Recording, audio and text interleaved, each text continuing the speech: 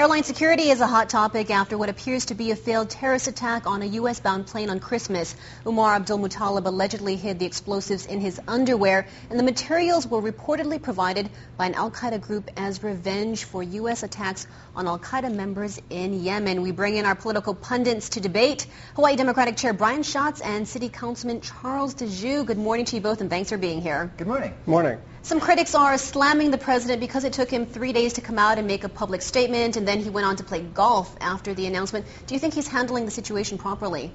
Well, I think the president needs to understand that his single most important duty as president is to serve as commander-in-chief and keep our nation safe.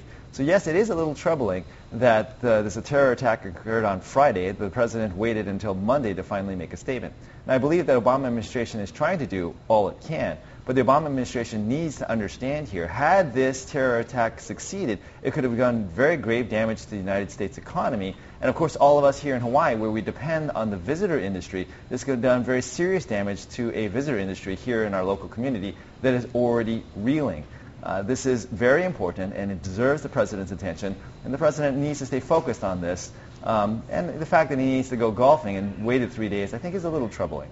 Charles, I wonder whether you had the same criticism of President Bush after the shoe bombing incident.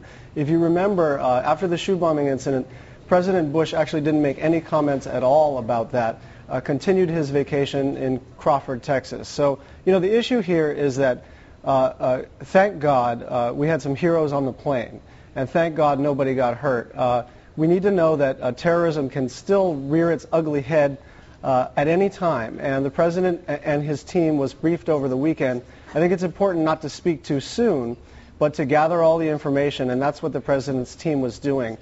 Clearly there were some gaps in the system. The system did not work, and we're going to have to revamp our security system as well as the database where we try to figure out who is a dangerous terrorist and who is not. The database is actually too large, because if you have 500,000 people on a list, it's hard to do anything with it.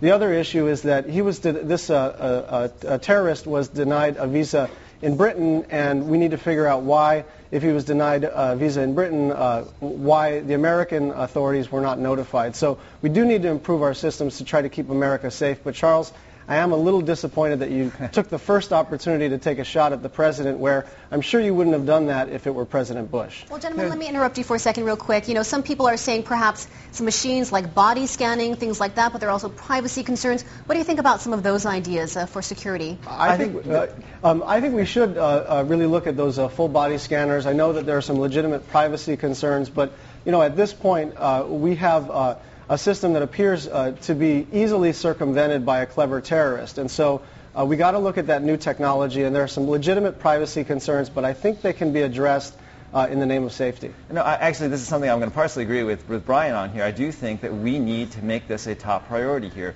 And we were just lucky that this passenger on the airplane, Jason Sharinga, was able to successfully thwart this terror attack here. We cannot continue to depend on just luck and happenstance and not having terrorist attacks occur on American soil. But I think the important focus for our government should be, is this the number one focus of the administration? Should we be continually dedicating ourselves to making sure that these things do not occur, that we don't lose focus on where these terrorist training grounds are occurring in Iraq or in Afghanistan?